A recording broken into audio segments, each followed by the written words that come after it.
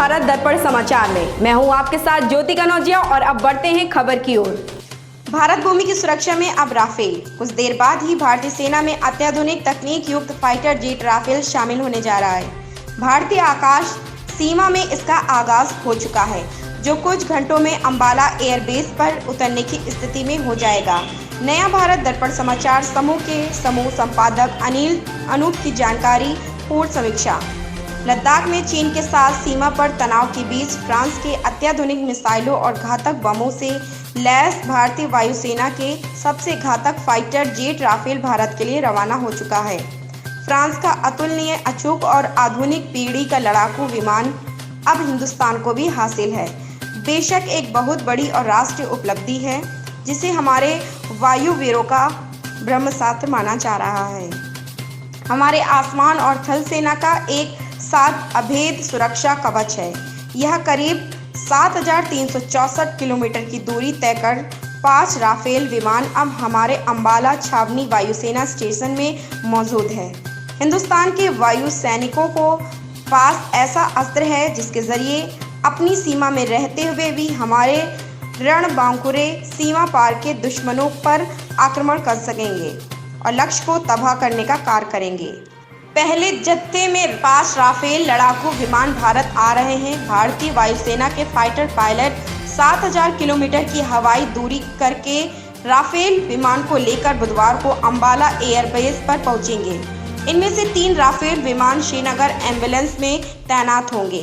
Formal induction ceremony 15 अगस्त के आसपास प्रधानमंत्री नरेंद्र मोदी करेंगे।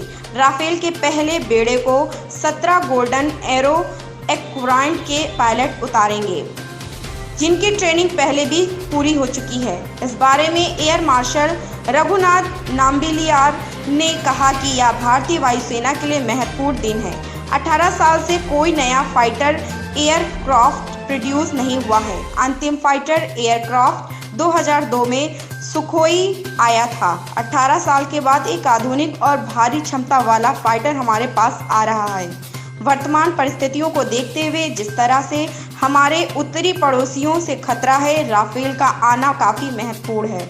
राफेल इस समय आकाश में सबसे अच्छा विमान है। इसकी तुलना पाकिस्तान के F-16 और JF-17 जैसे लड़ाकू विमान कहीं नहीं ठहरते।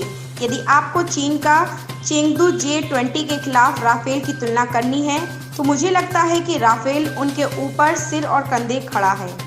चीन और पाकिस्तान की नापाक हरकतों का माकूल जवाब दे रहे हैं। भारत की सैन्य ताकत अब और अभेद, सुरक्षात्मक व घातक बनने जा रही है।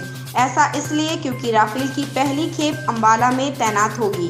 वर्ष 1919 में स्थापित एयरफोर्स स्टेशन पाकिस्तानी सीमा से करीब 220 किलोमीटर दूर है।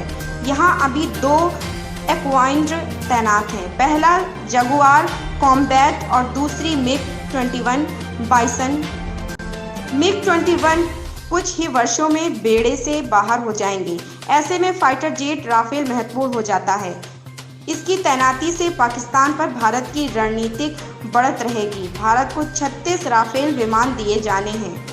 इनमें 18 अंबाला और 18 हाजीमारा एयरबेस पर रखे जाएंगे। पश्चिम बंगाल स्थित हाजीमारा एयरबेस चीन और भूटान सीमा के करीब है। 2 इंजन वाले इस लड़ाकू विमान में 2 पायलट बैठ सकेंगे।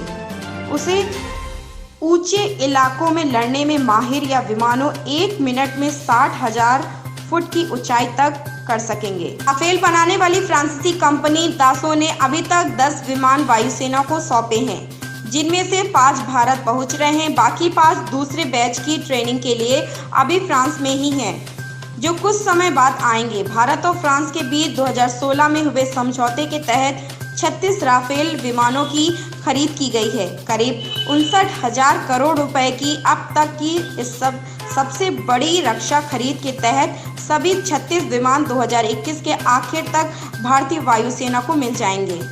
राफेल की रवानगी के मौके पर मौजूद राजदूत जावेद अशरफ ने कहा कि भारत के लिए राफेल की यह उड़ान भारत और फ्रांस की रणनीतिक साझेदारी का बेहद प्रभावशाली नमूना है।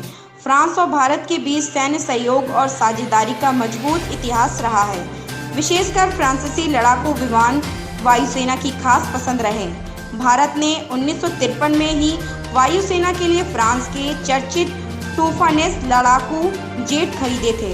इसके बाद माइस्ट्री, जगुआर और मिराज जैसे फ्रांसीसी लड़ाकू जेट भारतीय वायुसेना के बेड़े का हिस्सा रहे हैं। इनमें जगुआर और मिराज तो अभी भी वायुसेना के बेड़े का हिस्सा हैं। मालूम हो कि बीते साल अक्टूबर में रक्षा मंत्री राजनाथ सिंह की फ्रांस की यात्रा के दौरान दासो कंपनी ने राफेल विमानों को पहली बार औपचारिक रूप से भारत को सौंपा था।